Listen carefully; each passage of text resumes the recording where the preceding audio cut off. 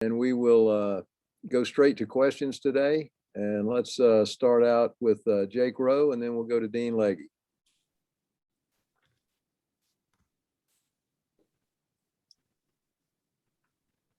Jake Rowe. Hey, go ahead, Dean. Todd, I'm having some technical difficulties. Can you come back to me? Okay, go ahead, Dean. Kirby, we talked about this earlier in the year. How do y'all as a staff figure out a way to develop players that are playing or that are younger and putting them in the game before maybe they would earn it? Do you understand what I'm saying? Might not be asking it the right way, but there are younger guys that maybe you'll see that will play later in the year that could help you more in the year. Ben Cleveland was a little bit maybe that way in 2017. How do y'all figure that out as you go along here, a quarter way through the season? Still don't know if I understand. You're saying how do we figure out who plays and who doesn't? Yeah, I mean, for instance, if there's a really talented young player and you're saying, well, he's not playing a ton right now, but we might need him in November or beyond. When do y'all start making those decisions to play guys like that? It's a continuum, I mean, like you play the guy that gives you the best opportunity to win the game, right? That's what you do. And every decision we make is based on our opportunity to win the game. I don't know that we look down the road. In practice we do. We say, okay, this guy's really talented, but he doesn't know our system, offense or defense or special teams, but he's talented. So we might put him in a position to get reps and be a 2 and grow. And then, hey, we're up in this game. Let's get him in there and let's get him some experience. But we never put him in there before another guy gives us a better chance to win, right? Because one play can decide a game. And, the left tackle blocks the wrong guy and the quarterback gets hit from the blind side. And I would never put somebody in there before they were the best guy to play the game, I guess. I don't know if I'm answering your question. It's an awkward question. Thank you. Let's go to Anthony Dasher and then to Mike Griffith. Hey, Coach. Good to see you today. Just seeing if you had an update on Darnell and Tyke. They both were running and doing cardio yesterday, did a good job. They ran today. They did not do their position work, meaning they didn't go and take reps. But I was just walking off the field and they both ran really good today. They both hit really good speeds. I talked to both of them walking off the field. They felt really good about where they were. They felt really comfortable. They're not in cleats yet. Cleats aren't the best thing to run in for that foot injury, but they're in the rubber turf shoes and they're running really well and they built up their volume. So we'll increase that tomorrow and see where they are. They're in a much better place, and I'm really pleased. I mean, I saw them running with black shirts on today, and I was like, who is that? That guy looks fast. But it was those guys, Tyke and Darnell. Kirby, in light of the way you answered Dean's question, I guess I kind of wonder a little bit about some of the speculation we've heard about Broderick Jones moving in at left tackle and working him in. I guess I would ask you, where is that at and how important would it be for him to get in a game like this? Well, he's played, right? Or he played I know he played in the last 2 games. He played, during the rotation. Number one, I think it helps Jamari's conditioning. Number 2, he's a good football player, and we feel like he's earned the right to play by the way he's practiced through spring ball and through camp. We're not ready to say that he's a starter right now, and he still has some mental hiccups and mental bust. And he'll be the first to tell you he went in and during the UAB game and Stetson threw a touchdown pass and they completely botched it and didn't even block the guy. And Stetson got the ball off before the guy could get there. And then he blocked the wrong guy on Kendall Milton's fumble. The guy was unblocked and didn't block his guy. So he's got to clean those things up and get better. But one thing I like about Broderick is he's always trying to get better. Like he'll come ask you, what can I do better? What can I do here? What can I do there? And he's competing. I mean, we're going to put the best 5 out there. It's also Jamari, we feel like right now is playing better at tackle than he has at guard. So it's a lot more to it than just what everybody thinks. I think you guys just think you just plug and play, but we're trying to get the best combination of guys out there, and that's the work in progress.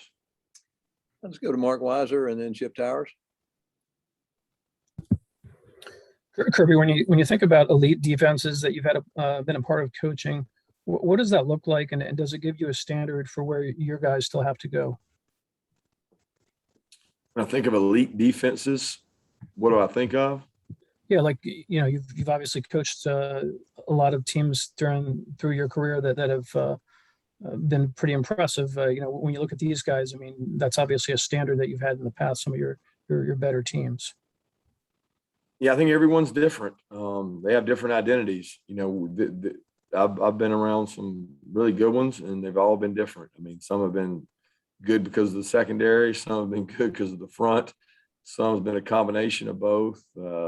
Everyone's different, has a different personality and identity, and that's usually created by the staff that spends time with them. And I think, you know, our defensive staff, the likes of Dan and Glenn and Jamal and Trey and Will have done a really good job of getting the players to take on their personality, and they bought into that. So it's been a good vibe on defense, and those guys have really done a tremendous job. But this is a different group. This is a really athletic group. I don't know that I've had an athletic front seven like this. I've been much deeper in the secondary, but I don't know that I've had a group as athletic as this group that can move and twist. And in today's college football world, that gives you a chance because of all the spread stuff. Coach, looking forward to talking to Jordan Davis lately, and it's you know, hard not to notice him. Obviously, he's a big guy, and seems to really be getting around. Had a lot of highlights for you early on. He's always been 6'6", 350 to 330 or whatever. But what is really making a difference that's allowing him to play at the level it appears that he's playing at this season? Are you seeing everything you had hoped to see out of Jordan Davis eventually this year? Yeah, I'm really excited about Jordan. I think he's a tremendous worker, tremendous person. I think you're seeing this side of Jordan that we had seen prior, but Trey has done a great job honing in his skill set. You know, he initially was a block striker, an anchor, I would say, that was, you know, the immovable object, and that was great, but that only gets you so far. And to get tackles for a loss, you got to be quick. You got to stunt step. You got to have twists. You got to have gains. And I think where Trey and Dan and Shu and all the guys on the defensive staff have done a great job of creating movement so that guys up front can make plays. You know, we went a long time without being sack leaders and getting a lot of sacks and getting a lot of TFLs. And the whole Havoc came about probably 2 or 3 years ago. I guess that word started popping up. And if you want to be a good Havoc team, you got to move, you got to stunt people, you got to bring people. And that's changed Jordan, because that wasn't Jordan's, you know, it wasn't his expertise. It wasn't what he was great at. And he's taken pride in doing that. Not necessarily by being lighter, because he's not necessarily lighter, but he is quicker. Let's go to Seth Emerson, and then we'll check back with Jake Rowe. Kirby, obviously you didn't get to play Vanderbilt last year.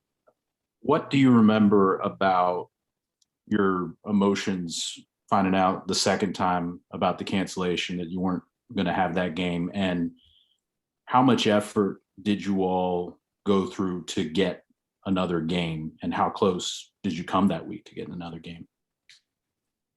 My emotions were just disappointment, because the players had prepared. You know, I think we'd already prepared once, maybe. I can't even remember that season, but I know that there was an expectation we're going to get to play them, you know, and it was more about, I guess, home game, right? It's about our last home game.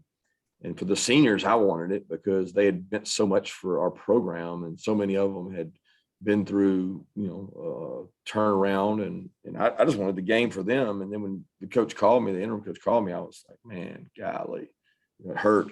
But I understood it was beyond his control, and it is what it is. I really didn't do much to find a game. I mean, I texted a couple people just hoping, but it was too short notice. And I know some of the people upstairs and Josh tried to call and work some things out, but there was no realistic shot. I don't think. It was never like it was close to anything. Hey, Kirby, we were out there yesterday, got to see George do a little something. First time we've seen him in a long time, and noticed he kind of came over and talked to you a little bit during the middle of that. What has this whole situation been like for George in your conversations with him? And, you know, how's his progression going right now? How is he healing up? Yeah, I was excited for George. I guess I can't remember when it was, 2 weeks ago, maybe 2 weeks ago, Monday, or 2 weeks ago, Tuesday. He had a meeting with Dr. Andrews, and he visited with him. And of course, he's the foremost authority. And Ron went, and his mother went. They had a sit down meeting, and he felt like he was in a really good spot, and cleared him to do some football activity in terms of route running and things on air, not contact. And George is running really well. He's a special guy when it comes to coming off of injury. I mean, he's out there running, catching balls. I mean, you wouldn't think, just watching him, there's anything wrong with him. But Ron has a protocol, and Ron's following that exactly.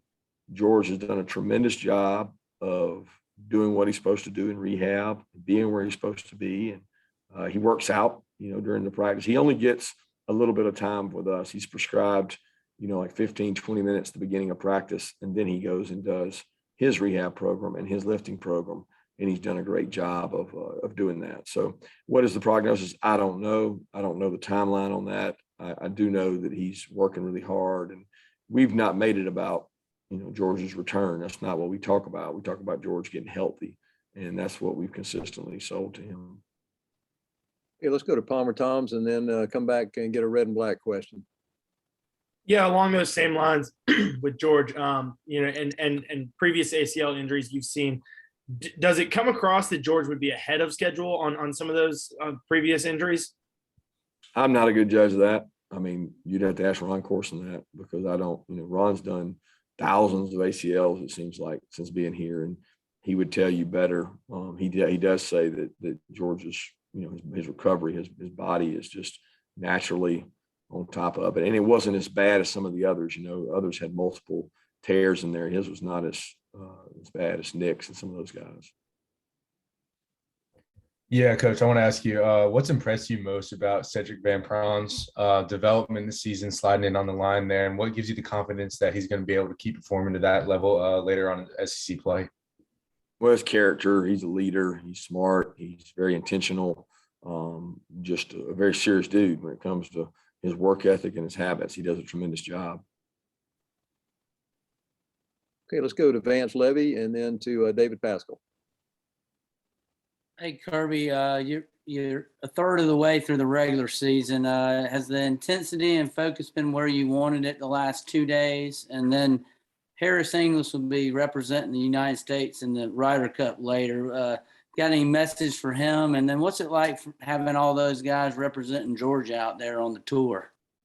Yeah, it's awesome. I mean, we got so many dollars on tour. It's really incredible what they've been able to do. And Harris stopped by practice not too long ago, and brought his dad with him and his caddy, and it was great to see him out there. Really proud of what he's been able to do, and he's a great person, and he represents University of Georgia the right way. I know I love being around him, but we're pulling for him in the Ryder Cup. It's one of the most watched and coolest events there is in all of sports to me. I love it, so I'll be tuning in to see how he does. And as far as our focus and energy, I think it's really been good. We've tried to change up practice the last 2 days and do some different things and have some competitions. And we've done some more. They've got some similarities to us, offense and defense. So we've done some more 1-on-1s, 2s-on-2s, and we try to change things up just so they don't get bored. But they've been focused, and they've handled it the right way. And I feel a lot better if they do that tomorrow as well. Kirby, this is kind of similar to what Seth asked you, but when you go back to last year, I mean, Christopher Smith said yesterday that there's no resentment, but when you talk about the players last December, when this game was canceled, was there anger? I know there was disappointment over the seniors, but was there kind of anger? Not that Georgia's using that as motivation this week, but do you remember players kind of experiencing any anger? Not really. I think frustration is a better word. Anger is probably not a better term. I mean, I just think frustrated with the whole process, and it was a long year, and it was at the end of it. And, there'll probably be some guys that would say they were glad. I hate to say it, but they were probably tired, and guys that didn't think they were going to play. And then you got a group of guys that want to play every game because it's an opportunity to get better. And it's an opportunity to make a statement about who we are. And for some guys, it's their last home game, but not anger. I think frustration is a better adjective. Okay, we're going to take 2 more questions. Let's go to Connor Riley, and then we'll finish up with Jed May. Hey, Kirby, you touched on Jamari playing well at tackle earlier. Does that surprise you that he's played there for so long, given, we talked to him last week and he never really thought that was a possibility for him given his height? And what has made him such a good offensive tackle, being the difficulties that come with playing that position? Well, I think it's his athleticism. He's got really good feet.